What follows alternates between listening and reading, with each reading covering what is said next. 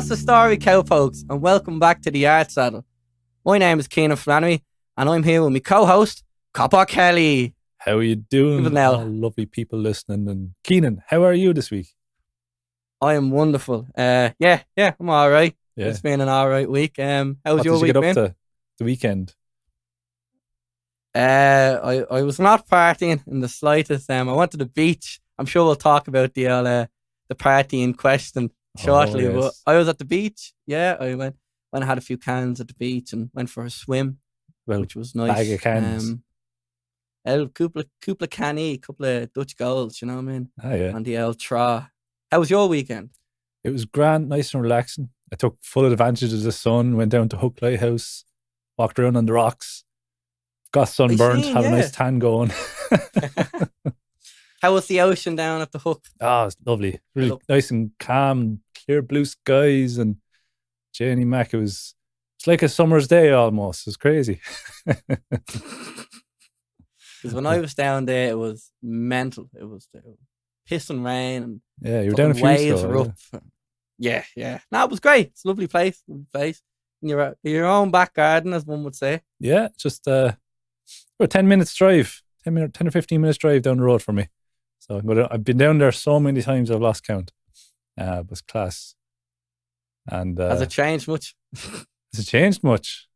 Does it move slightly when you're down there? Just have you noticed anything like that? Any ghostly apparitions? No, that's Loftus Hall you're thinking about, I think. That's a different story. That's a totally different story. Yeah. But speaking on nights and partying and enjoying the sun, I sent you on a few. Yeah, this kind of riled you up a bit, didn't it? It did. Now, think about it more over time. If anyone that doesn't know, I live in Dublin, and the city, there's a little place called Powers Court Steps. I don't know, I think it's like South William Street or something, but basically it was jam-packed full of people. No one's wearing masks, just out having drinks. I seen a video of some bloke, he was standing on a car as well, and he had no clothes on. As Not you even do. jocks, he was just standing there, bollocks naked, dancing. Do you know what I mean? It was mad looking. And I was out on Sunday, and I decided to walk through town to see, with the warm weather, see if, what the story was, if it was going to be the same. And yeah, I walked through, and you see crowds of people walking down. So I was like, all right, it's obviously going to be the same. Now, you were saying, I did send out, and I was a bit riled up about it. And but news places have been covering it and stuff. And the government has been like pointing fingers and giving out to these people.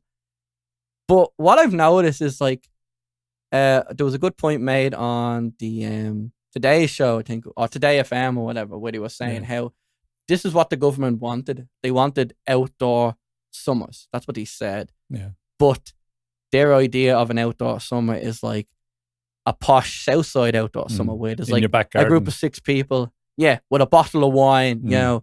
But this is kind of what was happening, with and no talk of like, what was it? They were talking about outdoor summer for weeks now, and they still haven't opened the pubs.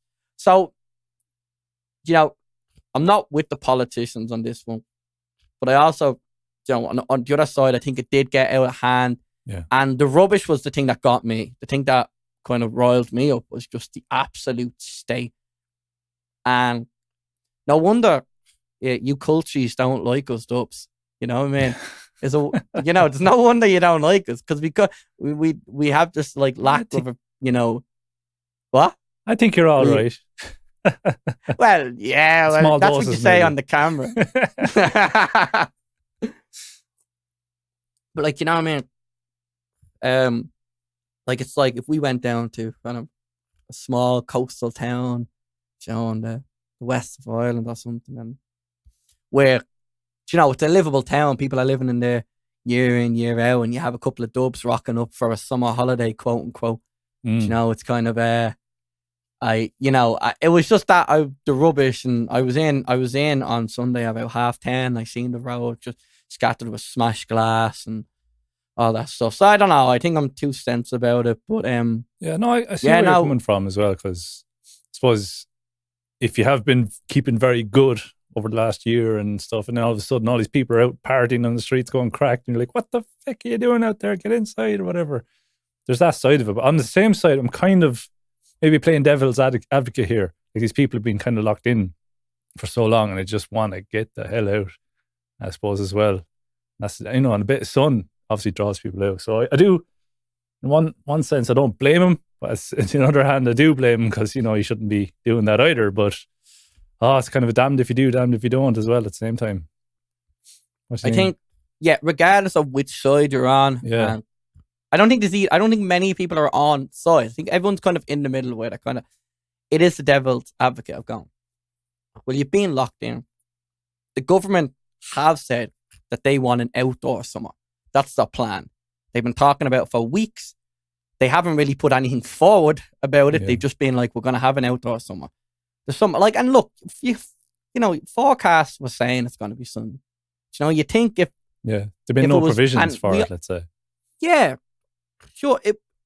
I remember on Monday, Ma was like, it's meant to be lovely this weekend. Yeah. And if me ma knows, sure, the government and the county council know. So you think they maybe put more bins out, or maybe put something in place that doesn't make it as hectic, But I think no, it is kind of ironic seeing politicians give out about it, even though they're kind of, I wouldn't have gone. Just to preface that, I was like, too many people, not for me, But that's not me going you shouldn't go out, because what else is there to do? Yeah. So I can't imagine what it'd be like, because I live in the countryside, so I've green fields all around. I can go out and walk anytime I want. That, I'm very lucky that way. But if you're stuck in an apartment in inner city Dublin, you kind of, where can you go? You go to the park, but then, I don't know, I suppose you can go to the park, but then everyone else is going to the park as well. And it's just, you've no space. And you're not meant privacy. to have people in your apartment. Yeah. Yeah. No one's allowed over. So go out. But don't go out. Yeah. It's like... Go out to your big back garden and sip champagne or something. That's their idea of it, is it? Up in D4. Have some caviar up in D4, yes. Mommy and Poppy are coming over for our BBQ. Yeah. Well, I suppose we can steer this back to music in a way, because they still have a complete blanket ban on the old live music of any kind, anywhere almost. So it's kind of... What's your thoughts on that? It's rant time with Keenan. Rant time. Every time is rant time with me, isn't it? I seen it was live or loud music. That was the statement that was put out. And I think it's very subjective. It's a bit of loud. It's a bit of an insult in a weird way. It's subjective for starters, and a bit kind of, the fuck do you mean? Because I'm louder. Does that mean I'm a COVID spreader? Do you know what I mean? I'm not spitting on people when I'm singing, but I think one regard, I was working in Temple Bar for all this, and the boss I was working for that kind of ran all the pub, he sent a message out a few weeks ago, and he mentioned about I'm not going to look for it, but the preface, he basically said the wording they used was quite bad. It was quite misleading, and he goes, his understanding of it was it's not a ban on music. It's pubs will open in a phased kind of way, and music will be introduced back in a phased kind of way. And if they said it like that way, a lot more people would be a bit more kind of going, okay, but at least there's something being said. And that's, to him, that's what, and he would know a lot of the pub owners, and we talking to them, and to him, that's kind of what he sees it.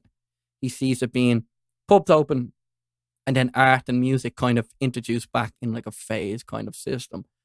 But, the government, just absolute lack of an acknowledgement for the art kind of shows their, appreciation or lack thereof for art in this country. And You know, considering the fact it's one of the, you know, biggest financial kind of givers in the country. Yeah. You know, the money in music is huge for the government. And big famous cultural exports as well. Everyone, you know, Irish are very good for music. You know, it's kind of known worldwide as well. There you go. And obviously, you know, we're big for tourism, but like music and the music industry has like a direct impact on tourism, has a direct impact on the nightlife of Dublin and the country. Yeah. Direct impact on culture. Like everything is linked into the art of this country. And it's the fact that the government's like, look, they're already talking about the end of PUP and the end of this. Like, they are actually, phasing it out. But they August, haven't meant to say, phasing out in August, but yet not even a mention. And as I said, a little change too, and that's what my boss was saying, there's a little change to that kind of going, music will be introduced at a later date in a phase, you know, even if it was that vague, that is quite vague, and that would have pissed a few people off anyway. Yeah.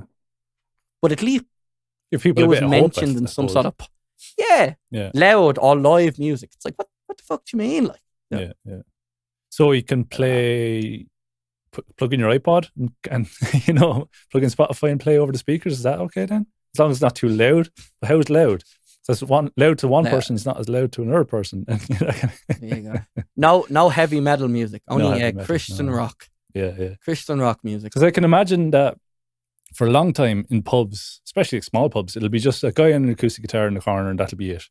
Maybe a small PA system not turned up very loud. That's, you know, and that'll maybe, obviously you don't want music too loud in the pub because everyone starts shouting at each other, and then maybe that's the thing of people start spitting, throwing, shouting and spitting on all of each other and stuff like that. But yeah, definitely, I don't think like 5-piece bands won't be playing for a while, I guess, until like the end of the year, I suppose.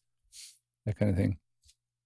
I also think, like, thinking about it in that saying, loud band would cause people to shout louder. Yeah. And would cause them to spit. I get it, but I also feel like it's so nitpicky. It's like the decisions the government has made already during everything, a lot of it has been fucking mental. So like the fact that they would be so nitpicky about music is like, you're let like some of the decisions they've made over COVID, yeah, very questionable. The choices, it's very questionable. But yet you're very concerned about the saliva, the saliva traveling through the air at light speeds, when someone is singing Bleeding ABBA, it's like, I don't know. But on speaking of live music and having the crack, this is probably your department because I've told you before, having a fucking notion, and I almost wish I was into it. But how was the Eurovision? The Eurovision. I think we're probably a week too late maybe to talk about it, but feck it, I like it anyway, so we'll talk about it. But you were mad about it. You were going on about it a lot. Yeah. And you're always doing the yeah ding dong. So I feel like giving you a little space to rant and rave about it. I'm after getting into it in the last few years. Like for many years you think, the Eurovision, instant eye roll. I don't want to listen to that crap, but I've gotten into the fun of it in the last few years, and that's the beauty of it. It's fun. Like, don't take it too seriously. People take it too seriously, and it's not fun anymore. But what I found was we've had like nearly accidental Eurovision parties, like a few years ago when you could have people over, and I was just having friends over one night, and then we said, "Hey, the Eurovision's on. Will you stick it on?" Say, "Okay, grand." We put it on the background. We're all watching it, riveted, and having a laugh. Talking about the singers. Who was our favorite? Who did we want to win? And we went up watching the whole thing, and we had a great time.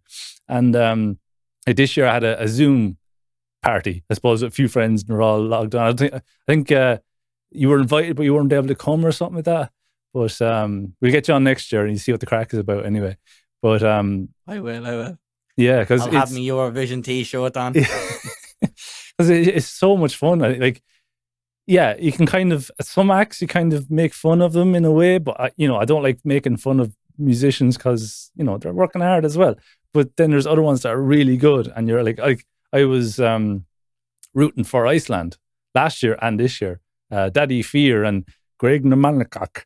I can't remember the name, but it's like a really long name. I just say like, I don't know, Greg Namana or something like that. It sounds like that.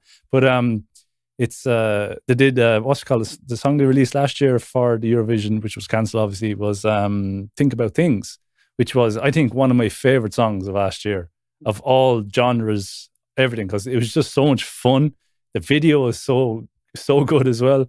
I watched the video countless times. And then this year they had a song called 10 Years, I think it was. And it's just as fun. It's just as catchy. It had a little funky dance and all. They have these little cute little dances and stuff. It's just, the dances are great because they're really simplistic. So really anyone can follow along, you know? Exactly. And then, it's just, and then like, I love the whole drama of UK getting 0 points. It was so mortifying. And the thing is, they went through all they do the voting in 2 separate stages. They have the judges voted, you know, the way when they cut to a representative of each country and they say, oh, Irlande Duspa, or whatever it is. So that's the judges' votes for that section. Then they kind of, when the judges voted or votes are tallied, then they give the popular vote, which is when you vote in. And so they went through all the judges, and UK was sitting on 0 points. I think there was another band or two, I think Spain and Germany as well, they're on like 0 points. But then, just to rub it in, decided to give the popular vote one by one, starting from the back of the pack. So they went to UK, 0 points. Okay, and what did the public give the UK? Drum roll, 0 points. So it's like, oh, Jesus, I feel so bad for you. And your man, the singer, I can't remember his name, but he got up, he was like, you know, head and hands, and then he kind of looked around the audience and like, you know, boosted them up, and everyone started cheering for him. It's like, you know, a pity cheer, but it was just so heartbreaking for the poor guy. And it's not his fault. Obviously, there's a lot of politics going on and so on and so on, but poor guy, like, it wasn't the great song in the world, granted, all right, but still, you know, you feel bad for him. But, like, in your opinion, was it the worst song of that year's Eurovision? Or? No, I don't think it was the worst song at all. Like, there was definitely plenty more that wasn't. They didn't even like, if you had said to me, what did this, you know, such and such country do, I would like, I can't even remember what song they played, you know, whereas a kind of, I can't even think of the UK one, I suppose, but it wasn't the worst. Like, there was other ones that just weren't great, like, but that's the thing with Eurovision as well. You can never really have a good idea or predict what would win, because Italy won this year and had like I suppose like a rock / metal. It's almost like a 70s kind of a rock song, I guess. And it didn't really rate with me when the first time I heard it. But I listened to it the second time. I was like, okay, that's not so bad. And I was so angry that Iceland didn't win either. It's like, why, how did Italy get it and Iceland not get it? For fuck's sake. I was like head in hands. I was like, oh no. But it's just, you can never predict. And it's like, I can think of it, it's like, I'm not a sporty person at all. Like, I don't watch football or hurling or anything like that. But this is like my World Cup. You know, this thing, there's one big annual event that I look forward to, you know, and I will do now going forward. It's just so much crack. And next year we'll get you in on the Zoom party, and we'll have beers, and we'll have, you know, the crack. It's really, really good crack. So like, what's your thoughts on Eurovision? I think part of me was kind of kicking myself that I missed it. But I don't know. Like, I never really got into it. We used to watch it like in the house when I was like, younger and stuff, and like my mom and dad aren't really into it now, and I don't know. I just can't, like, hate the waiting. You know, I like watching them after, and like I do like that Think About Things. Like, that's a great song. Yeah. And I'd watch like the videos and clips after. You know, they pop up on Twitter and you don't like the kind of watching it live. You don't like the waiting. That's what you said. Yeah, well, I think if I usually watch it on my own, and I just get fed up. That's your first problem. But I think there you go. So when I come, I'll join the Zoom. I'll join the Zoom next year. I'll have the beers ready. You know, we'll have a few drinks. We'll have a little party. Yeah. We can dress up as our favorite country. You know what I mean? Or so maybe next year we could all be in person. You never know. Hopefully, it'll be in person even better. Hopefully, yeah. We had to sync up our feeds. We're all like watching it on YouTube and watching on the telly, and we're like trying to sync up our feeds, and it kind of kept going out, so they had to sync up because one of us could react to something, and there were others like, "What's he reacting to?" Oh, that's what he's reacting to. So there's that problem, but the joys of the internet and technology, isn't it? Yeah, but I have a great story from Eurovision. Like, I suppose the first time I got into it in recent years was I was at a gig in New Ross, and it was like a local rock gig. These kind of things we used to have. Not kind of died out in the last few years, unfortunately. But we had this like rock gig. It was like metal bands playing and rock bands playing downstairs, and then upstairs was like a kitchen, and it was like a community development project. And there's a kitchen, there's a pool table, and there's a telly on the wall. And this particular night at the concert, the Eurovision was on. So metal gig going on downstairs, but kind of between songs or between bands, people were kind of coming up and watching what was going on in Eurovision. I think it was Jedward were the Irish act that year, and we're in the finals. Was and it so lipstick on. they did, wasn't remember, it? Think about it, got my lipstick on, here we go. Something like that, isn't it? Or, yeah.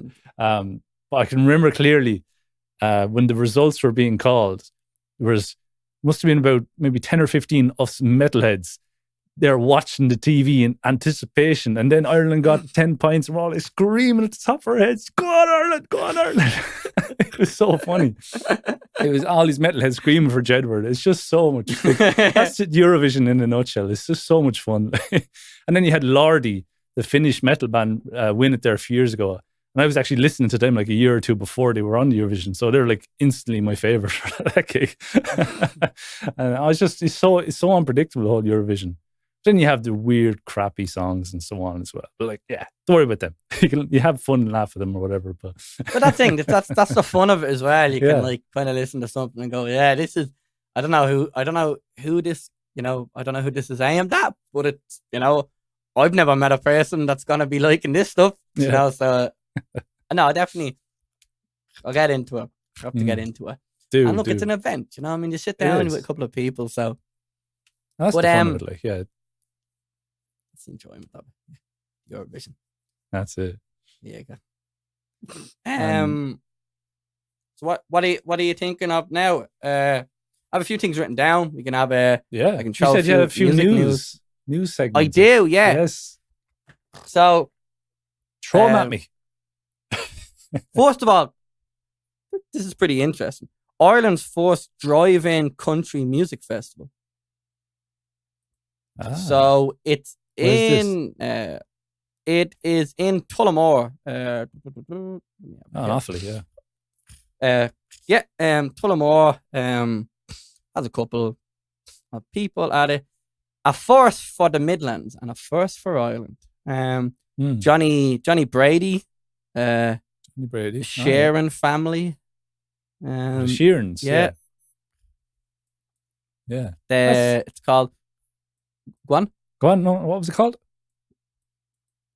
I'm just saying, there's a place called the American Green Barn, and they've hosted a drive-in bingo and drive-in movies and stuff like that. So it is on the 7th of June. Yeah, 7th of June, 1 p.m.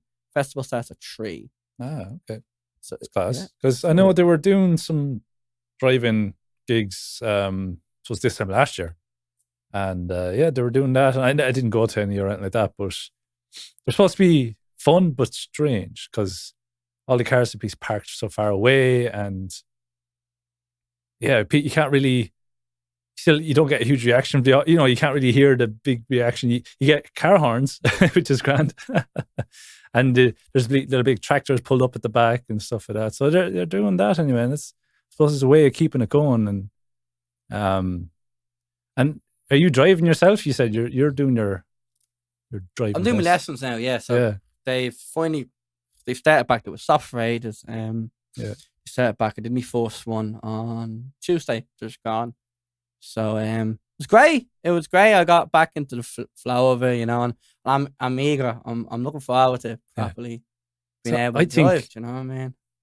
I think a lot of people out there might need a fucking refresher course. I've been driving this whole time. I've been working away full time. I've only had maybe a few weeks off at the worst of the lockdowns, but I've been driving the whole time, and there's more and more cars on the road every day, but there's some shocking driving going on out there now. It's like people are after forgetting how to drive almost. Because even just today, I was driving around the ring road of Waterford, and it's like a two lane into a roundabout into a 2-lane kind of a job all the way around. And there's this one, like, I don't know, Toyota Corolla 211, brand new Toyota Corolla. And he was driving around the outside lane of the roundabout. No indication, no nothing. So you'd assume he's taking the next exit, but no, he just kept going. So one car in front of me nearly drove into him. He had to blow him out of it, you know, and your man kept driving. And then I was on the inside lane about to go straight, you know, I was in the right lane going straight, and he cut straight in front of me as well. No indication, no nothing. So I had to fucking blow him out. I was like, hey, fucking, you know, be careful, for fuck's sake. And it's just, he carried on then. I could see other people blowing at him then as well. It's like people are just forgetting what the fuck they're doing. It's crazy. But is it forgetting, or is it people just... Because there's so many people out there that have licenses and haven't a fucking clue. They shouldn't how have to licenses. drive, Yeah. right? And look, Yeah. being from, you know, North Dublin now, I'm not going to say any names, I don't want to embarrass anyone, but I know plenty of people over in like Finglas and Ballymun where they're like fucking lunatics in cars. Yeah. Do you know what I mean? And my granddad used to always say, he said, any idiot can get into a car and floor it. Yeah. You know what I mean?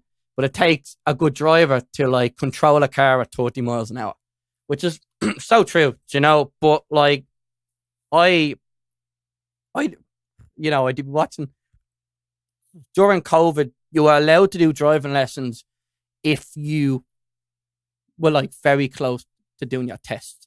So like, you know, you have to do a minimum of 12. So I think it was like 10 or more.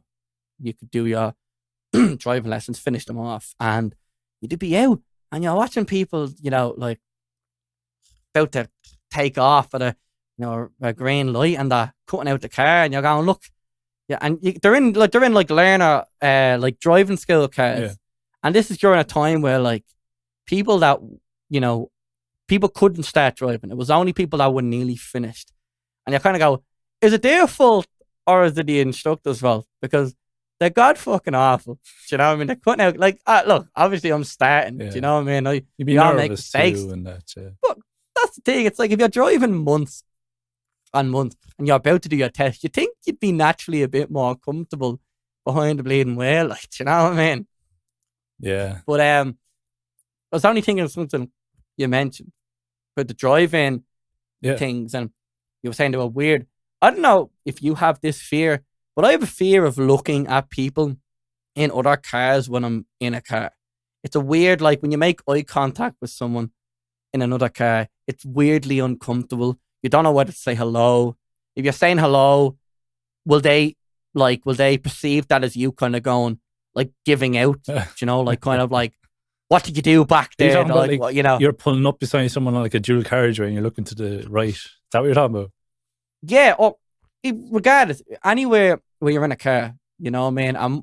My thing is if you're sitting in a field of cars and you're enjoying a concert and you like slowly look to your right and some fucker's over there eating popcorn and he turns to his left and you just make eye contact. Nah, man, like I couldn't enjoy the concert after that. Why is that like? Do you think they're thinking about you or something then? He knows something. Do you know what I mean? He knows something in that car that I don't. Jeez. Maybe he's listening, you know. But I don't. That's why I just asked. Yeah. I feel like you're more socially comfortable in a car now. It seems by your grin, but I think no.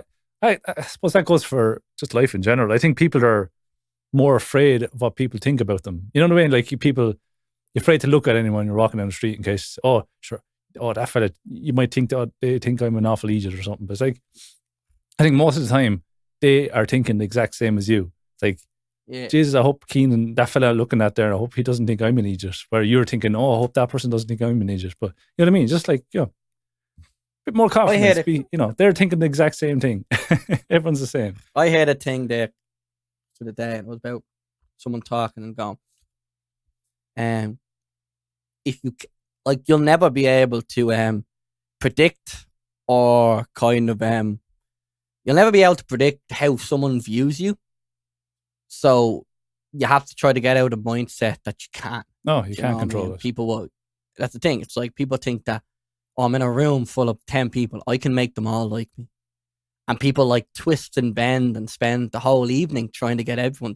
But sometimes you just can't control how people feel. No, And definitely not. there's a beauty in that. That's where you find your friends, you know what I mean? Yeah. You could act like a bleeding ass, make a fool of yourself, and the person that likes that's a true friend there. Yeah, You know what I mean?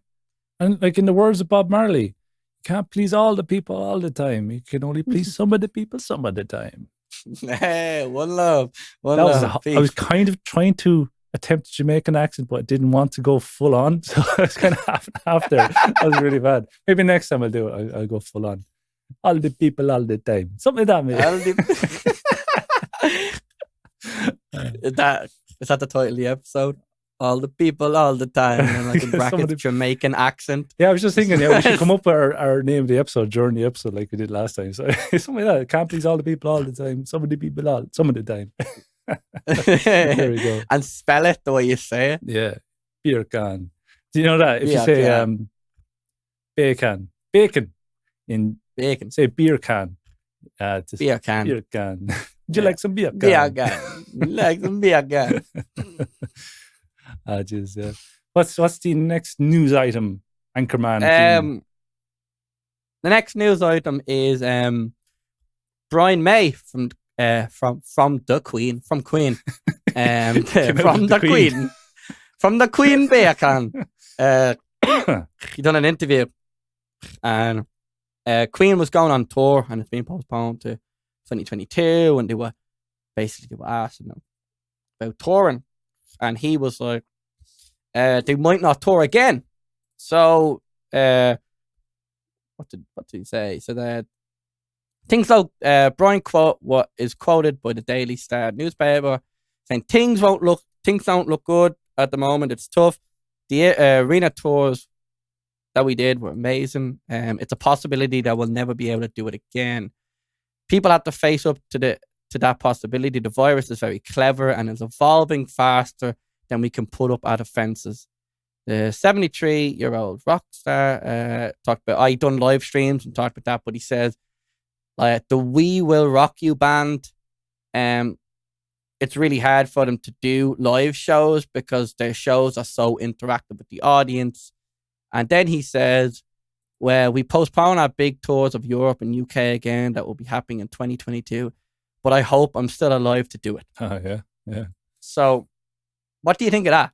We're still alive. Oh, God, yeah. I suppose these aging artists are like, they didn't have a chance to tour last year. They're like, oh, shit, when will the tour next kind of thing. Yeah, it's hard to think about, isn't it? Sure, like, me and my dad had a big gig booked. Toots and the Maytals. Do you know Toots and the Maytals? Reggae band you were telling me about? Yeah. So Toots and the Maytals, Lee Scratch Perry, and the Selector. It was in July. It was in July, like sunny weather, Dunleary Pier. It's going to be an awesome gig. Scorching sun, hopefully. Yeah. And me and my dad got to see Toots and the Maytals before with my mum and everything, and it was great. It was great, and we were really looking forward to it. When COVID hit, the lead singer's like in his late 70s, so it was cancelled, and then the lead singer got COVID and passed away.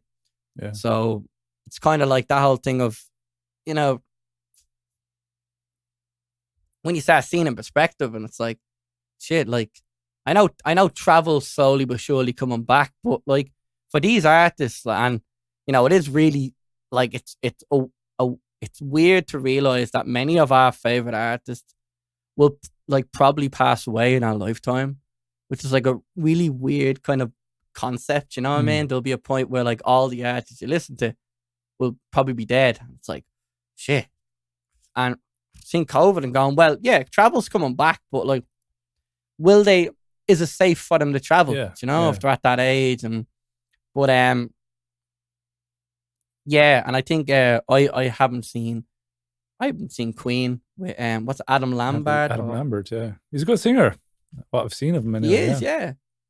But it does seem like any footage I've seen, it's all really interactive and super kind of getting the crowd going and all this Yeah. stuff. So I can see why it just wouldn't translate well in live streams, and and then kind of if they'll sell out no matter what. So I think on a financial like the side of it, if you can sell out a place, is it worth kind of doing the show with less capacity, or kind of waiting to things kind of ease up to where you can have more people in? That's the thing as well. But when will that happen?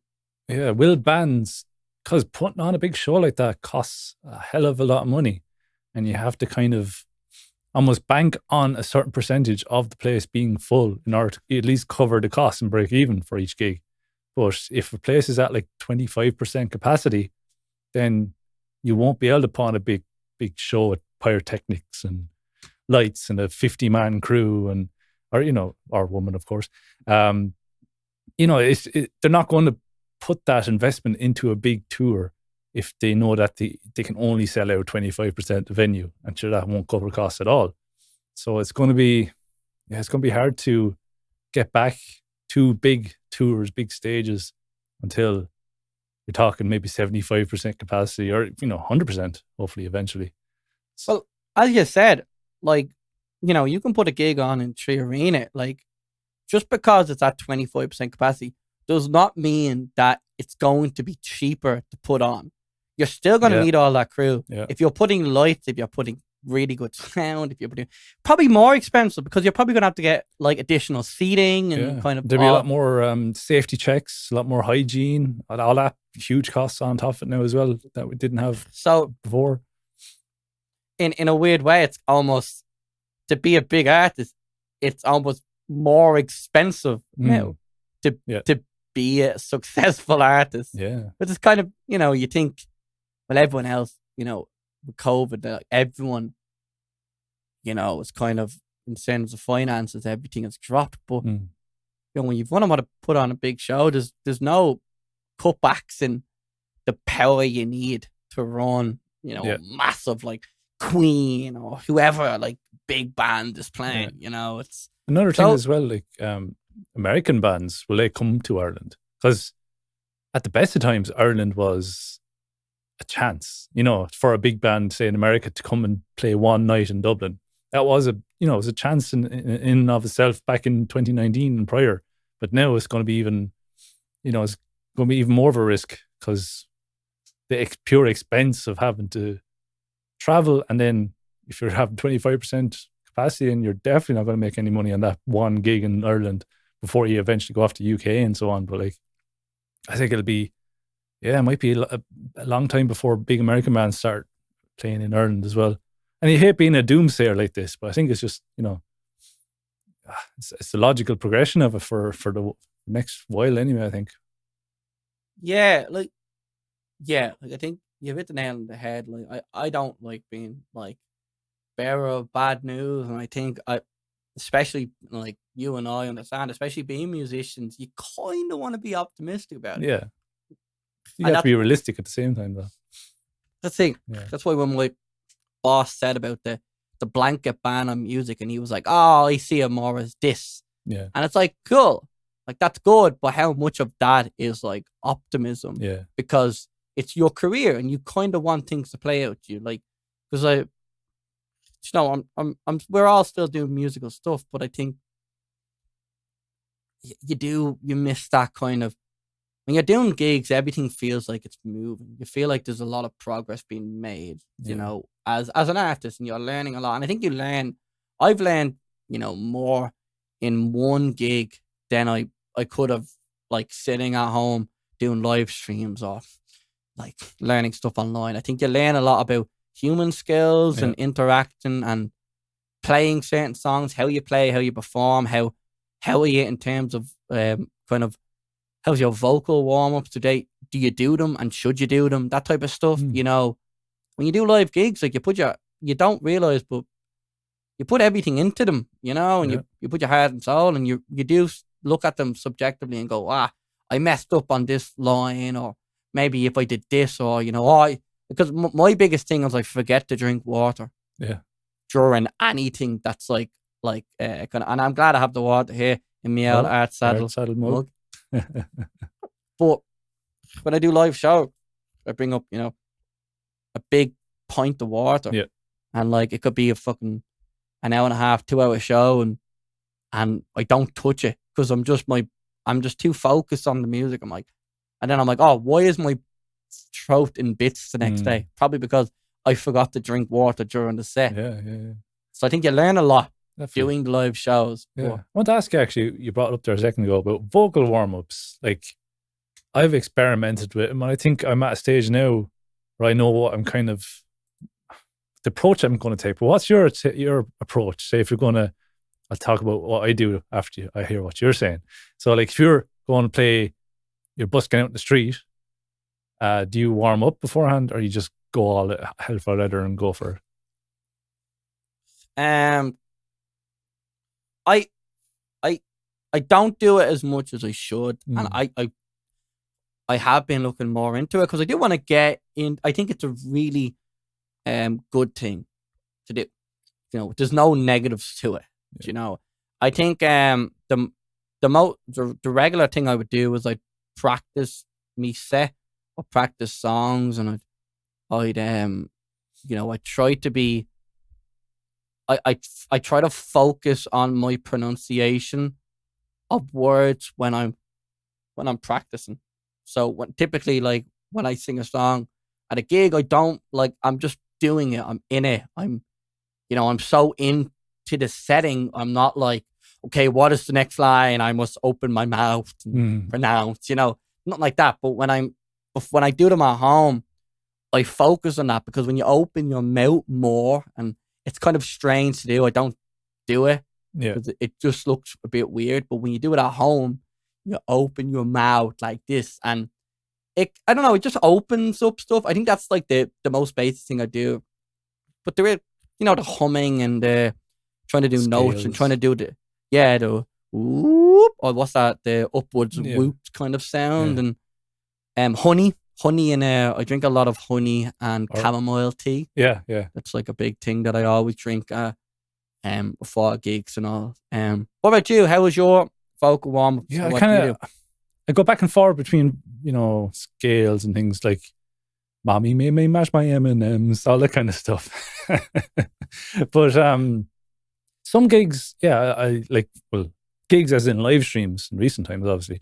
But yeah, I do maybe 10 minutes of vocal warm-up and I sing fine. And other times I do a 10-minute vocal warm-up and I kind of almost wear my voice out a little too quickly or something. But it's all about technique. I have to get my technique right again. Then some things I just literally sit down, turn lap, press live, and I go. And I'm nearly just as fine. Like, you know what I mean? I don't wear out my voice. It's kind of funny that way. The last few live streams I've done, I've just literally, no warm up, just go for it. And I've been fine. I kind of use the first song to warm up and then I go. But like, obviously it's not sustainable if you're gigging every single night doing it that way. You have to, you'd have to kind of get your warm ups and your techniques down properly. But I think I do them more when I'm not feeling the best. Yeah. Like if I'm okay, I'll just, I honestly forget about them and I just go and do a gig. But if I'm feeling a bit sicky or I have a bit of a sore throat, it's kind of like maybe I should do a warm up. And then it tests the water of like what you're capable of doing. Like, certain songs I won't do, or the certain songs I only do at the start of sets because I know after an hour I won't be able, like all the Creedence Clearwater stuff. Like when I do that and I give that socks, I have to do it at the start of the set because I can't be doing. Have you ever seen the rain? An hour and a half into a set because my voice will just fucking completely die. Or I used to, I've been playing rock bands over the years and stuff, and I used to do Highway to Hell, AC/DC, and I can kind of get that, I can do it, but for only one song, you know what I mean? So I always leave that like the second last or last song of the night, because if I play it, first or second song of the night, then the rest of the songs suffer because I've already fucking fucked the voice up. Already butchered your voice. Like. Yeah, but it's all technique. Like I really have to. So I used to have really good technique, and then I kind of lost it, and then I get back again, and then I lose it again, and you have to kind of, you have to keep practicing that and stuff. So I must get back at it and get my technique right, and sing from the diaphragm and get all that right, and It's like, have you ever taken any vocal lessons or anything like that? No. Well, I watched YouTube videos and stuff, but I haven't took any like No, like one-on-one with personalized- someone to assess you or no. anything like that. No. Yeah. So I've done. Go on. Yeah. Yeah. Before I say this, because if you're gonna go on. No, like I've just done one. I went down to a local singer, but she's more of an operatic stuff. So I was like singing my stuff. I suppose I'm kind of singing low and deep, you know, and doing a kind of a Johnny Cash style vocal at the time. And she just said, "Look, I'm not going to teach you anything, because if I teach you all falsetto and stuff, it's going to change your voice. So just leave it as it is," kind of thing. I was like, "Okay, fair enough."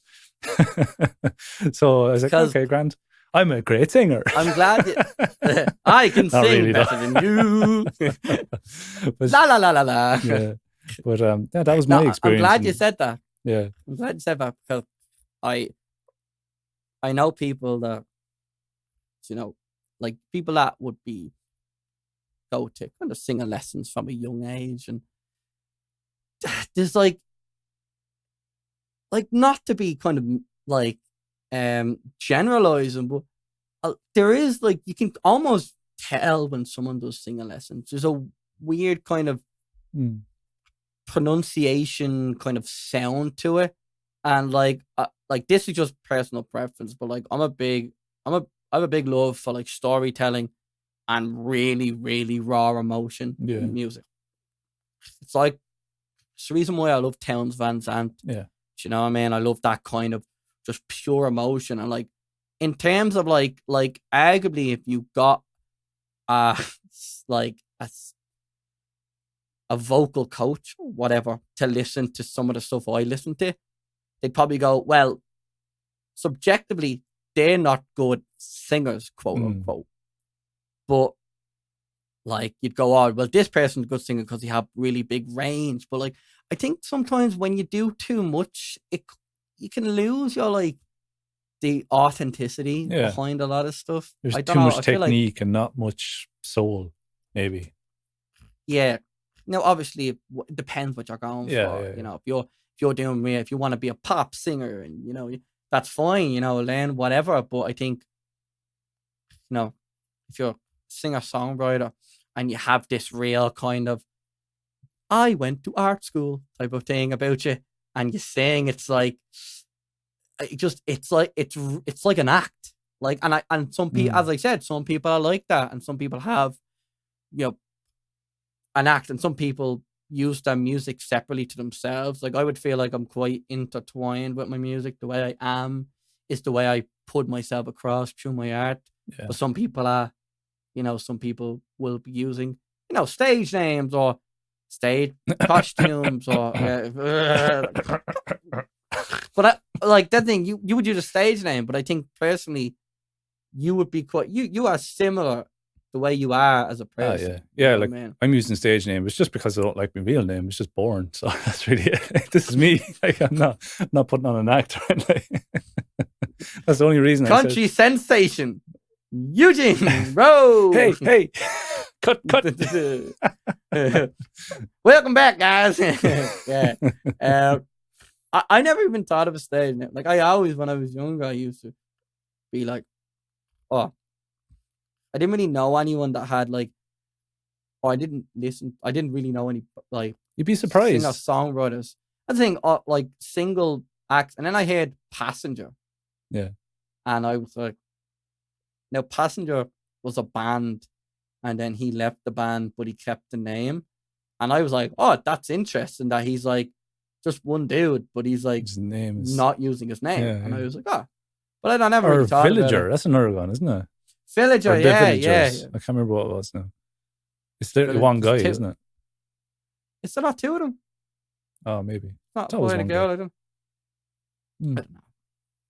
No. You're wrong. But talking about writing around music and stuff like that, look at the segues. Or I might just are we even thought, like, sometimes I just think there's a segue and it's not there. But we just got go for it anyway. See how it pans out.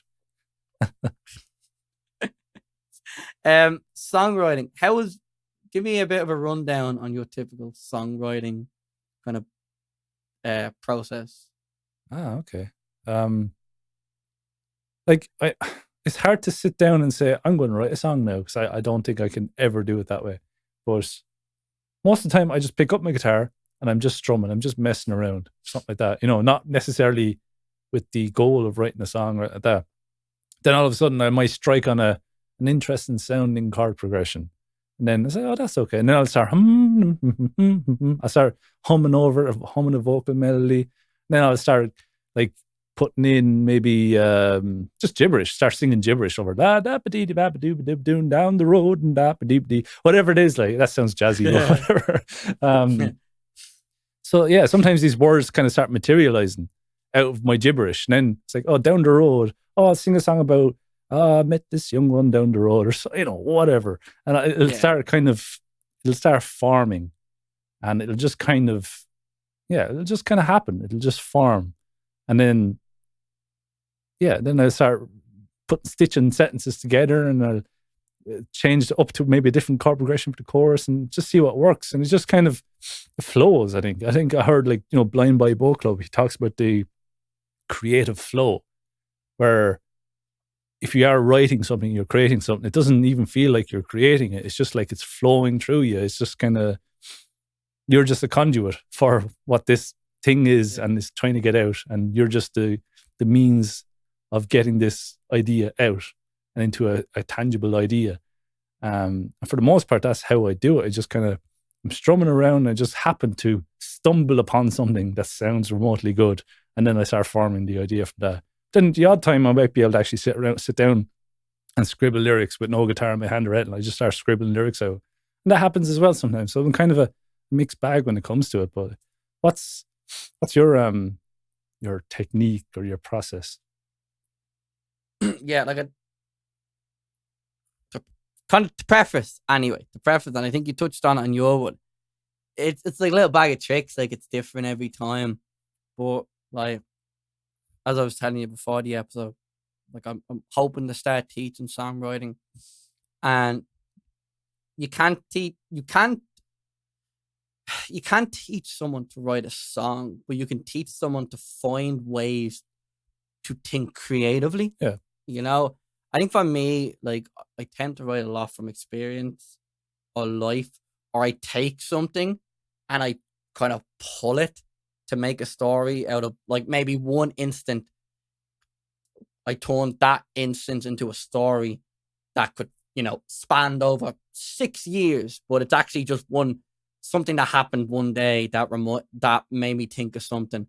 Or of course, if I see someone else or take inspiration from other people. But yeah, I wouldn't like typically I'd be messing around. I very rarely think of melodies, and I think for ages I used to think my music suffered from that because it's quite sometimes I don't have like direct kind of like consistent melody pronunciation kind of thing. I don't da da da da hooks. Da da da da. Yeah, like hooks, that kind of thing, yeah.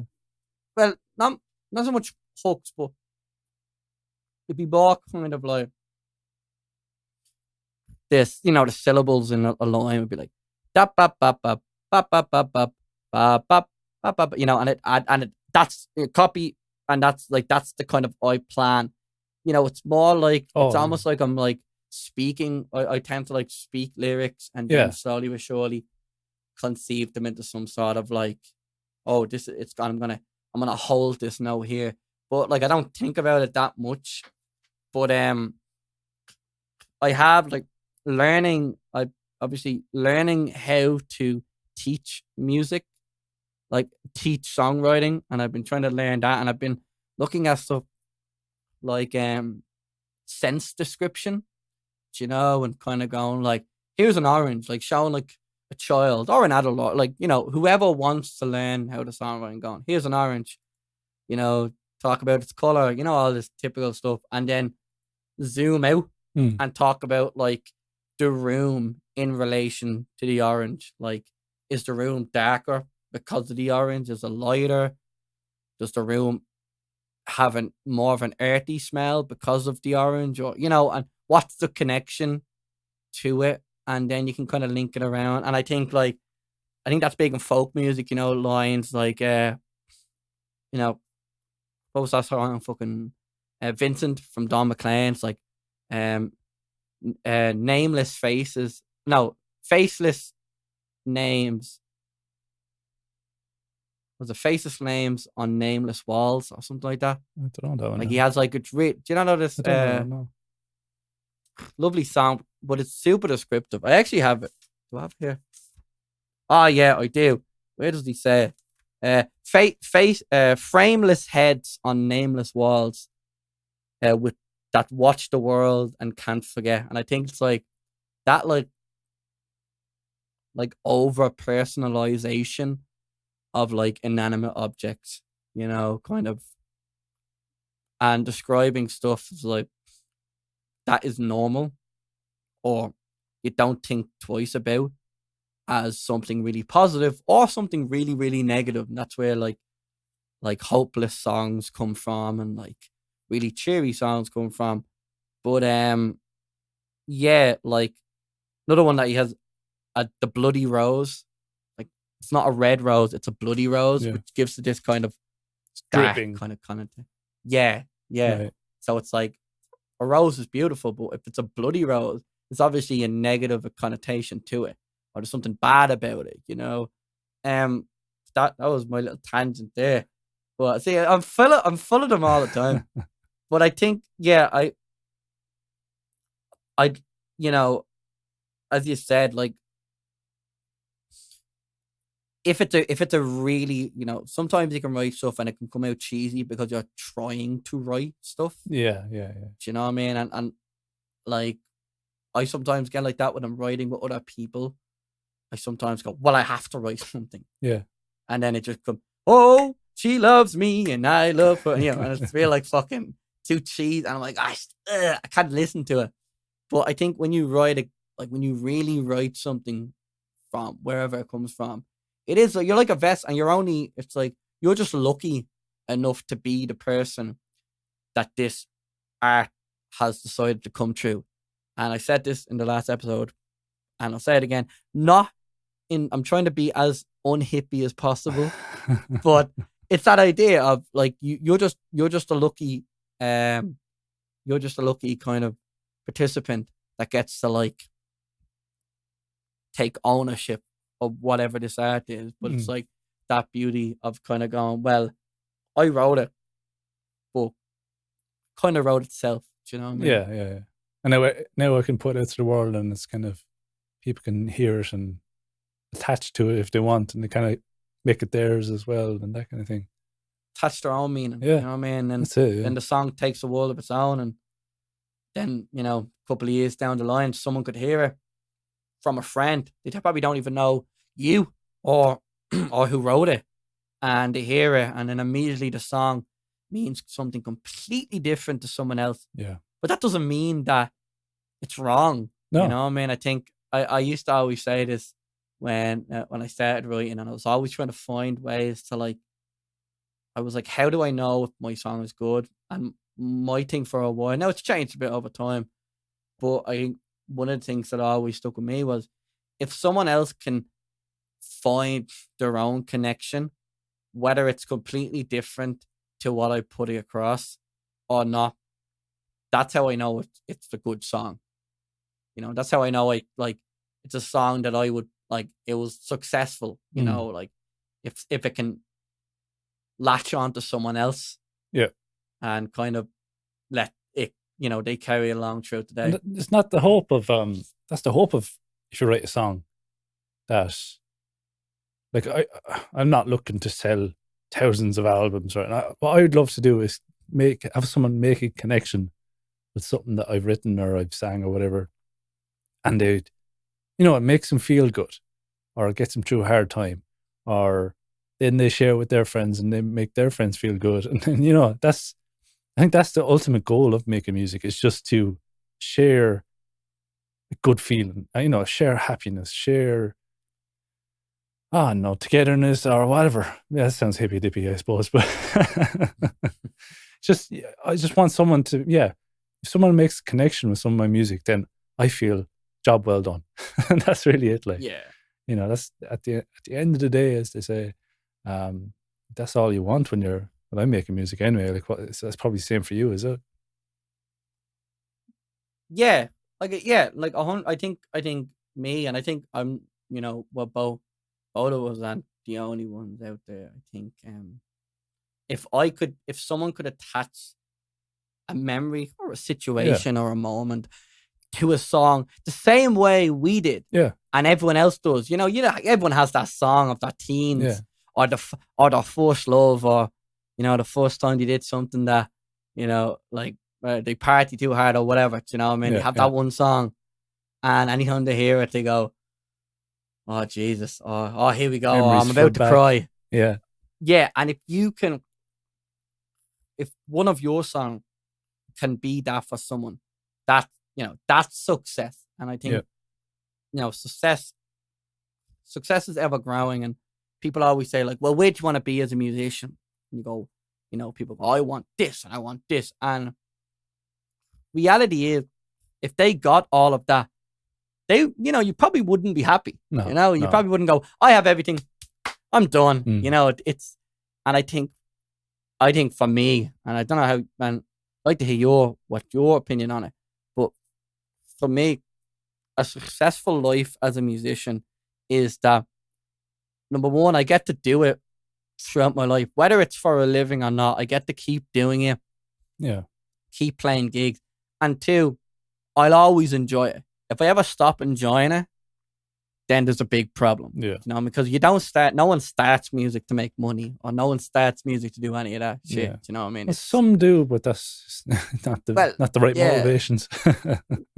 And typically, I think we said this in the last I think episode. we did, yeah. Yeah, if you started for money, you probably won't stay in it for long, No. because, as you said so elegantly in the last episode, you were like, this is not the industry you want to get in if you want to make some money. No, Like, it's definitely. really not. But there's a beautiful song that I was sent today by a friend of mine, Paddy. He's a busker up in Dublin. I think it's called it's from Christy Hennessy. I'll have to send it over to you after the episode. It's called I Am a Star, and it's a beautiful song. Have you ever heard it? No, don't know. No. Gorgeous song, and like the message of it basically is like, you when you start music, you kind of, if you become a musician, you're very unaware of kind of what is entailed, and you kind of just go with the flow. And then it's one of the lines is like, the critics never see me because I'm not a star, but every night I'm up and I'm out in the sunshine, I'm out in the rain, and I'm going traveling on the road constantly. And I think that the moral of it is, when you become a musician, you grow this deeper, more like internal connection with music, and this deeper passionate love with music, and like really good, you learn to listen to music for what it is. And that sometimes, like in the song, it's like the like the narrator has to abandon his quote unquote dream of being a star, because he already is a star, because he's built this like deep love and connection for art. And if he wants to keep doing it the way he wants to do it, the critics won't listen to him, because he's not a star, quote unquote, because he's not doing it in the way it's meant to be done, apparently. But he has such a deep love, he has to abandon this other direction, because this is the way he's gonna. And then at the end, he goes, I'm a star. It's a gorgeous song. Just a guitar and a fella sing. I'm pretty sure he's Irish, right, but it's so beautiful. And I think it's one of them things of going, like, don't, some people do sometimes when you're constantly doing gigs, or I think it sometimes happens when people get their first paycheck in music, do their first paid gig. Sometimes people forget why they started doing music at all, and they go. So I think it's funny as well, that word star is getting thrown around a bit too easily nowadays. Because, people are being called, it's just a marketing thing, I think, really. It's more, oh, we have this up and coming stars. Hold on. How are they a star if they're up and coming? Yeah, I love that. You gotta be a star someday. Star. Yeah, grand. And stars, that's it. Like, and it's so funny. Like, I think if you were a star back in like the 80s, you were like this fame, you were top of the charts, this big famous thing. Like, but nowadays, you can be a star and be quite like some people. There's certain stars you don't want to fucking be. Do you know what I mean? Like internet famous stars. They're stars you no, keep that one turned off. Do you know, I don't want it. It's grand, you know. But yeah, it's a mad. Now it's thrown around in your country saying now. It's thrown around a bit too easily, I think. Oh my God, look at this country star. It's is he now? Is he or is she or whatever? You know, fair play. Like. Yeah. And they might have only played like 2 gigs ever, and they're like a star. I don't know about that now yet. We'll just hold off a bit now until they get a bit more. Yeah. And like I think I've been even called a fucking up and coming star. Lads, hold on a bit there now. I wouldn't consider myself that at all. Like, what are you talking about? So it's kind of. That's it. And when you start considering if you start considering yourself, and if you start even wanting to be called it, like you'd be like, oh, I'm an upcoming star. It's like, I don't know. It's like, will you ever be happy? Because if you view yourself as a star, you want to go from 1 gig a week to selling out the street straight away. No, whatever. There's no in between. No. There's no in between. No grind. No, stars don't grind, man. No. Stars don't grind. Overnight sensation. That's another thing as well. Someone's like, you could be called, someone's heard of you tomorrow, and then all of a sudden you're an overnight sensation, but like you've been working at it for years. There's no overnight. What about that young fella, Mason Ramsey? Is it? You're the lady. He's the Walmart kid. Yeah, he's doing all the old Hank Williams songs. The little cowboy. Yeah. Now you know the video of him in Walmart. He's singing. He's singing. I'm so lonely, I could cry. Yeah. He, I read somewhere that he was singing in that Walmart every week for 2 years. Yeah. And people were filming him and putting him up, and no one heard him. Now, obviously, you might frown at 2 years, kind of going, 2 years, fucking. I've been at it fucking a fair while longer. I think we both can admit, but like I think it's the thing of God. Like he wasn't just some kid that walked into Walmart, sang, someone caught him. Yeah, just that one and time. he blew up. Yeah, like that was his regular visit every week. Singing in and out, making probably people giving him a bit of change. To go off and buy yourself an icebreaker or Hershey's. That's what they have out there. But that's the thing, and that was it. He'd go to school. The next day, what did you do? I went to Walmart and I sang some songs and it was real good. And well, what are we algebra? Okay, and that was his thing. And now he's doing ads for fucking, was it Pepsi or Sprite, or there was something he did. Yeah, he done an he was ad on the for Ellen show and all that kind of crack. And if you look at his Instagram, I feel so bad for him, man, because he's doing commercials for I'll have to try. I'll actually pop it up and see what the hell he's doing now. But he's doing commercials for a load of different stuff, and his comment section is just filled with people calling him a sellout. He's a child. Like, what I mean? Like, fucking sellout. People sometimes. Oh my God. But yeah, like I think maybe some people think that as well. They're trying to be a star overnight or whatever, and they think that, I'm going to do this. I'm going to release this little video now, and I'm going to be a sensation. And then if it doesn't happen, then I'm going to give up. Kind of thing. But it's like the wrong attitude. Like the attitude I have, I'll just keep, putting stuff out at good quality, and hopefully something might eventually take off. But I'm going to keep at it anyway. You know what I mean? You can't just expect something. Like I put my heart and soul to this one thing, and that better pay off, and it just won't. It's like we're talking about last week. It just won't. Yeah, the 80-20 thing, where that one thing you put less effort in will all of a sudden take off on you, and You don't even know what happened. So it's kind of you can never tell what the hell's going to happen. You can never tell. And I think there's a beauty in that, you know. Why stress or worry about it? Just do it and enjoy it. Yeah. I'm on his Instagram. He has lots of pictures with little Nas and stuff on his Instagram. Like, yeah, he's doing a tour. How's your girl? How's your family? He's going. Oh, gee, he's going to Aston. He's going to all these wonderful places. Yeah. And I just hope, his family are doing the right thing. Yeah, it's not good for a kid's head to become that famous so quickly, or that at that age. It'll just it's really not blow out their perception or expectation of what life is. It'll just kind of completely turn it on its head. Yeah, I think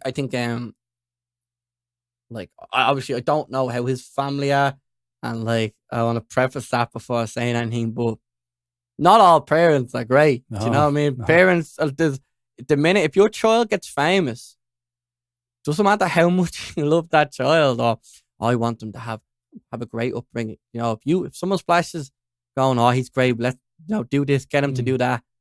You never know if they don't have a bit of decency in them, they might even go, we could buy ourselves a new car. Yeah, did you see dollar signs in their eyes and then the child suffers. You know, oh, I'm sick today. Oh, well, you're not. You're going to they're doing that toothpaste ad, and you're gonna like it. We're going to audition for this 50 different things now today, and then tomorrow we're going up.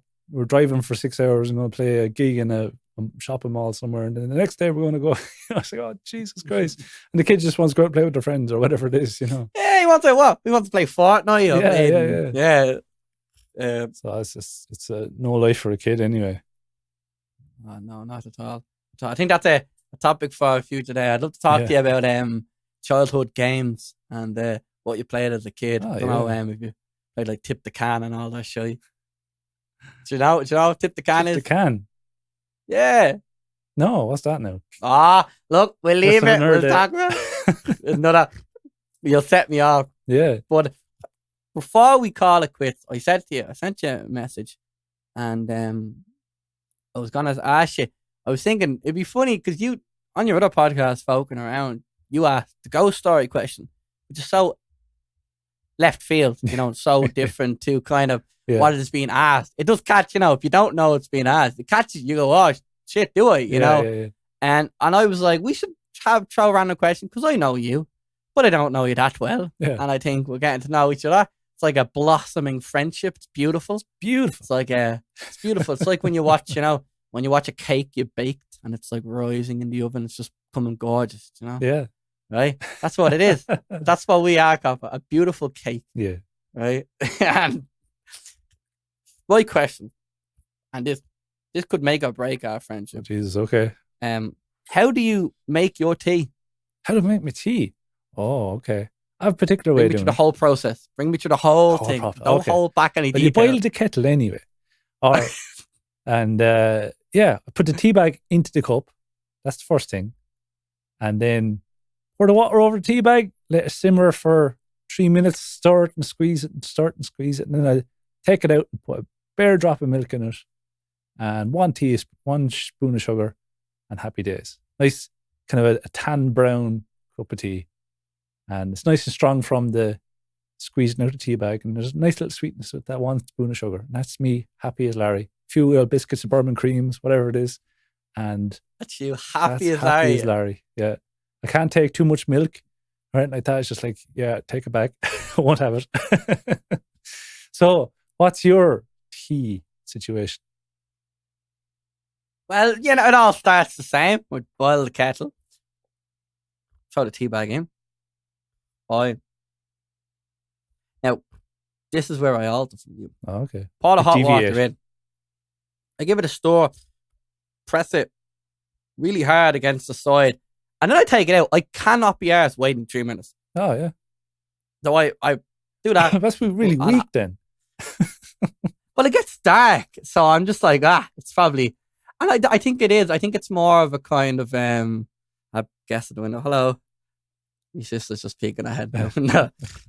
But I have guests. I, you know, I've got flustered. Yeah. I don't know if it's weak. I think I've always just drank it like that. I've gone different places and had tea and been like, this tastes weird. Maybe it's because it's strong and I just think it tastes fucking weird. Yeah. But then take the tea bag out and I put Fuck in it against the wall. fuck, boom! It makes a slap kind of sticks down, and I put in a hearty amount of milk. Okay, you're one of those, are you? I like it as pale as me. You know what I mean? We're Irish, so that's fucking pale. Yeah, like it's like I would typically like if I put the water in to say if you're listening to this on Spotify, this is why you should watch the YouTube.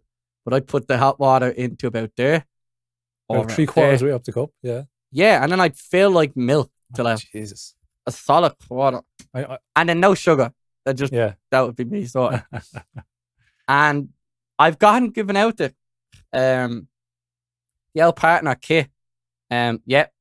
Little tiny like tablespoon actually measures it out like tablespoon milk, drops it in, stirs. No, I need a hearty dollop. I need milk. Like I drink the milk and then the tea is extra. Do you know what I mean? Like, which is not. I want some tea with your milk. And it doesn't help that I'm definitely like lactose intolerant because anytime I drink milk, I do feel shitty. But I can't like, do you know? Now don't get me wrong. I'll drink it without any milk. Like I've done that. You know when you go camping and you forget milk. Once you go black, you never go back. I like my tea like I like my men. Black. What was that, an airplane or something, wasn't it? Yeah. I've seen clips. I don't know what film it's from. How would you like your tea? How would you like your coffee? Oh, it was like two kids. Men. It's like a posh kid buying a girl. It's like, I like my tea like I like my men, she goes. Men. Oh, Jesus. Yeah. I remember. I didn't know what film. What's the film called? Airplane. I think it was, yeah. That's an old film, isn't it? It looks old. With Leslie Nielsen and stuff. Well before your time, Keenan. Well, before my time as well. Sure, we'll have to watch that. Fuck the Eurovision Zoom chat. We'll have a Eurovision. We do a movie night over Zoom. That'd be a right job. Yeah, we can fucking.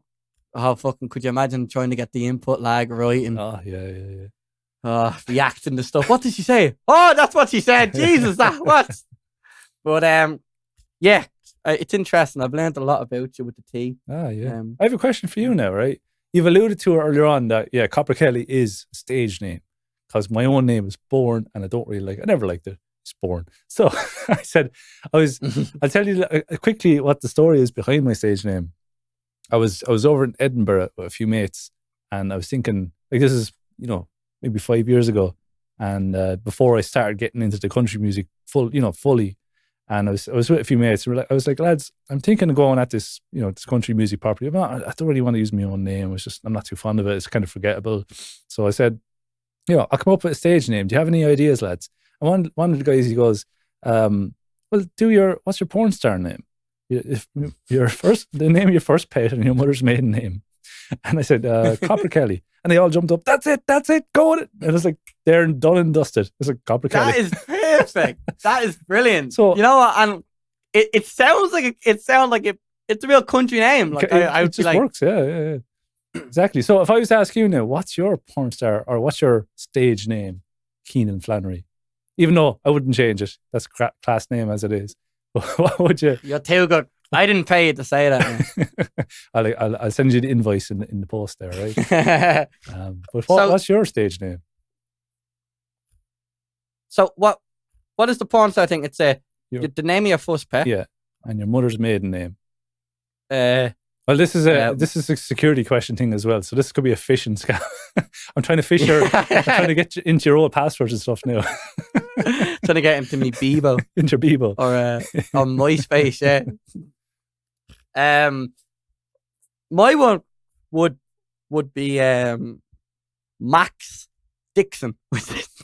That's a real porn star name there. That's a real. Hey, it's me, Max. Max Dixon. And you have to emphasize Dickerson. It's a name you want to touch, but you should not touch. It's like that scene in Monty Python.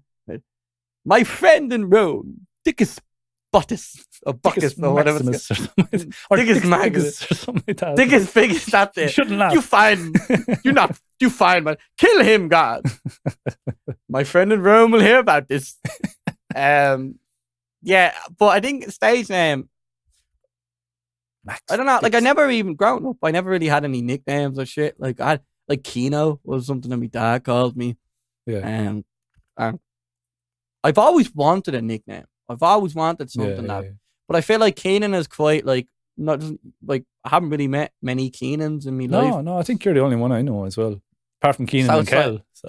Keenan and Kel. Yeah. That's what I'm named from. Yeah, That's it. There's a good story for you. Yeah, my dad really liked, and he actually found it funny. For starters, they had a good giggle. They were like, "Wouldn't it be funny if we called our son Keenan?" Can my dad like the show, and they laughed about it, and then they actually decided to call me Keenan. So yeah. Good sense of humor they have. My life has been a joke up to this point.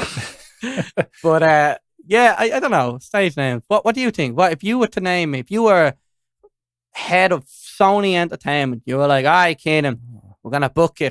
You're the next folk star, and but we got to change a few things. We're gonna change your look, and your name. What would you?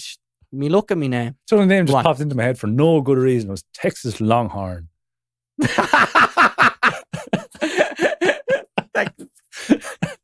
Or Tex Longhorn. There you go. Tex Longhorn. Tex, but you can call me Mr. Longhorn. Oh my. Well, Capper, how much an hour? Oh jeez, yeah. Texas Long. There you go. That's okay. Well, I don't want to say I like it now, but fucking. It's a compliment. If people start calling me, it'll grow on you. It'll grow on you. It'll grow on me. I'm fucking the only thing now.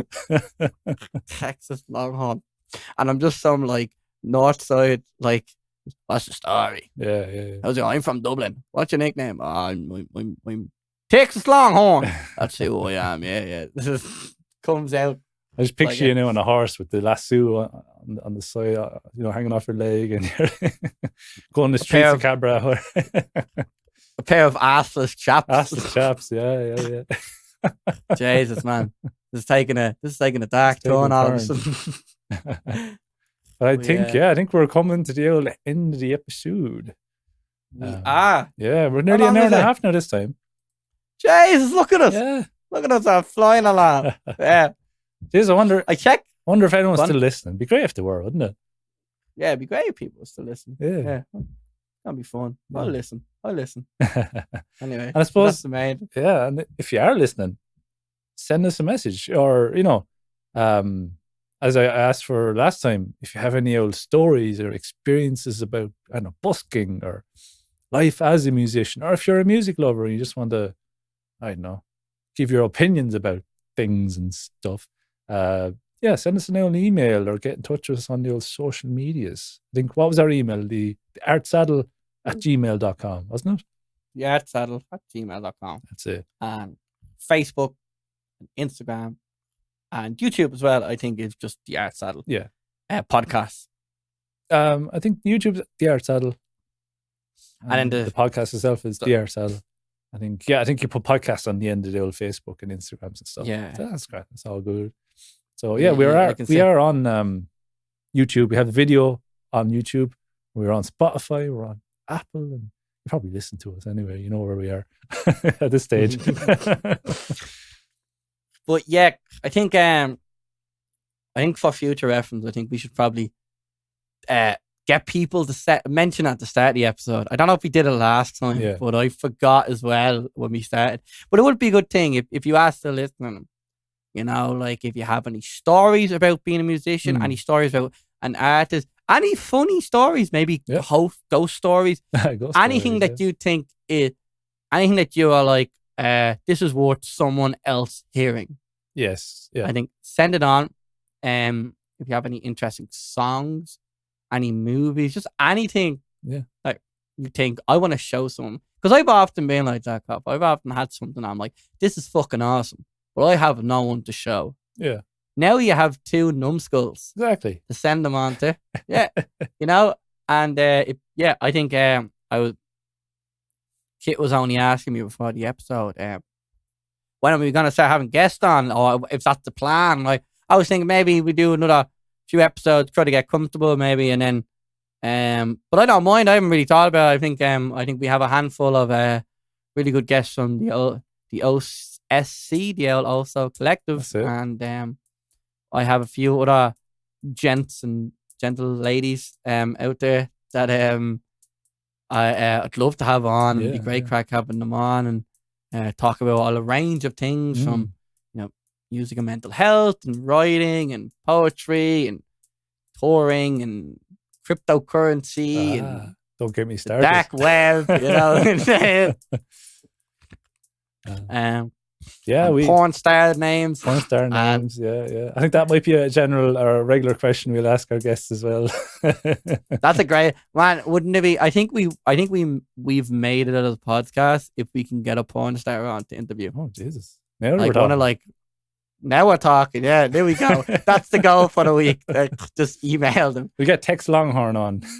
Texas Longhorn. If you want, I'll build a costume around it and we can interview him. You know what I mean? Get a big handlebar Fu Manchu moustache and on your aviators, and then Slim Shady has Eminem and Keenan has Texas Longhorn. Yeah. You know. But yeah, I think. Do you have anything else to say? No, I suppose. Where can people find you on the old socials? If people want to find you and your music. And your videos, you put out a video about mental health there the other day as well. I did. Thank you. You're like me, personal PA. You remind me stuff to say. So, the video, my year 3 major project. For college, I did the link between creativity and mental health and mental illness and the likes, and kind of is it a coincidence, or is there like any scientific fact behind why a lot of artists and a lot of creative people suffer from mental illnesses? And it's quite interesting, and I think one of them clip-based videos, you will be shocked, you know, kind of thing. But yeah, it's very interesting. So you can find that on the All Soul Collective, All Soul Collective on YouTube. It's on the socials as well. It's on Facebook only. I should probably put it up. I might pop it up on the Instagram, but it's on there. And you can just look. You can also just look up the link between mental illness and creativity, and then whack Also Collective, and I'm sure it'll pop up. So yeah, that's an interest. It's like 12 minutes long, and then there's a 37-page document in the description if you really want to have an old toilet read, you know. But you can stick with the video. For me, you can find me on all the social media, Twitter, Texas Longhorn, Texas Longhorn official. You know, because there's plenty of them out there. You know, you need to make sure you do official. But you can find me on all the socials, man. You know, just Keenan Flannery. It's down here. I don't know. You can still see the names on the videos. Keenan Flannery. Yeah. Instagram, Facebook, YouTube. Keenan Flannery music. Come on, man. Get it right. Jeez, I need to write this down. Look, if you look up Keenan Flannery anyway, you'll end up finding him. You know what I mean? It always pops up, which is handy. And I think, I don't know how you feel. I've noticed with you as well, Copper Kelly. There's no other Copper Kellys. No, it's very few. There's a Kelly Cooper, Kelly Copper, stuff like that, but not a Copper Kelly. Cooper, Kelly Copper. Yeah, I think there's a fucking thing though. People call me Cooper Kelly, and I think, you know, that's kind of going against me at the moment. So people instantly just see Copper. It's like, that mustn't be right. It must be Cooper.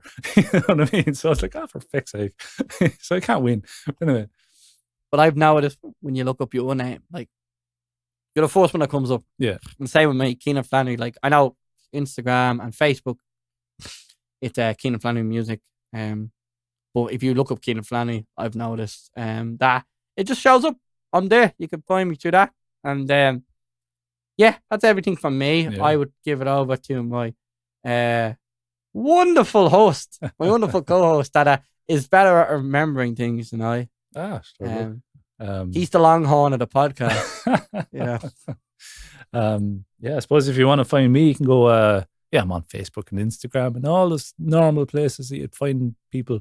At Copper Kelly Music is generally what you'd find me at. And then I'm on Spotify and iTunes and Amazon and all those places. Music is up there. Same with Keenan, he has lots of music up as well. And Bandcamp and wherever else you get music. we're everywhere. All encompassing. If you get music there, you'll find us. Wherever you find good music, but then I suppose it's kind of, that's a subjective term.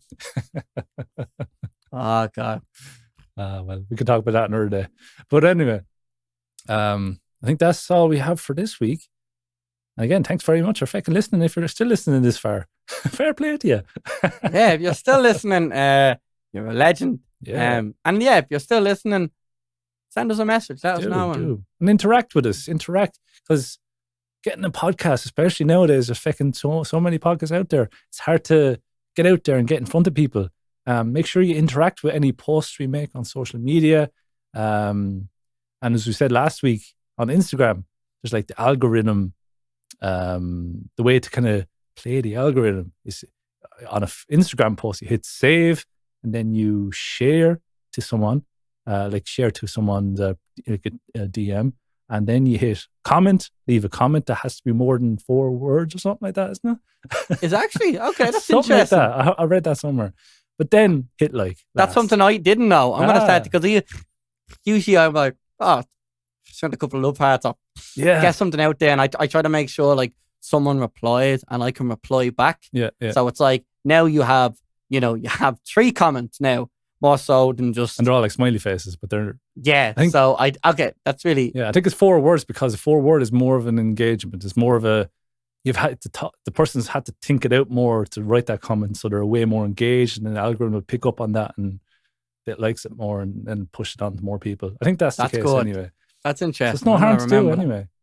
No harm to do. It only takes a couple of seconds. Yeah. I think that's the beauty of it all. I think you have to point there. If anyone's still listening, it's a fact of going. It only takes a couple of, especially the most important one, which is the share and the save. They take literally just one click. Yeah, you know what I mean? And it's brilliant. And you don't realize how great it is for artists and for musicians and just anyone that if you do it for, and if you're doing it for Justin Bieber and Beyonce, you might as well do it for the Art Saddle podcast. That's it. And yeah, share us to your stories. And if we see you sharing about us, then we'll give you a shout out on the next podcast. So we will. Be no harm. And I was thinking, if we get to a certain milestone on the socials or something, I could get some limited edition mugs made and do a competition or something. Potentially get some swag and get it out to people. Exactly. Yeah. Oh, there's plans afoot. We think big over here. We do. I do the thinking, Copper does the talking. Or is that the other way around? Copper does both, and I just stand here and help. I drink from the mugs. If you're watching on YouTube, you see a nice big mug coming up. If you're listening on Spotify, you can't hear it, but I have a mug here now as well. Look, look at that. Sláinte. So these are limited, these are first edition mugs. These will be worth a lot of money on eBay someday. When we become stars. Oh yeah, that star moniker. But anyway, I think that's it for this week. So yeah, reach out to us on socials, and we'll reach out around and so on. I don't know where I was going with that. Anyway, on that note, there's a lot of weird sexual innuendos in this entire episode. I think that might be a thing going forward as well, perhaps. We see. Maybe that's the name of the episode. Sexual innuendos. Innuendo. But anyway. Well, on that note, we'll wrap up, and we'll say bid you adieu, as they say in France, I guess. That's French, isn't it? Yeah. I don't know. I learned Spanish in school, so I wouldn't know. But adios, amigos, I guess. We'll talk to you next week. Slán Wally, look after yourself. See you next Good week. luck.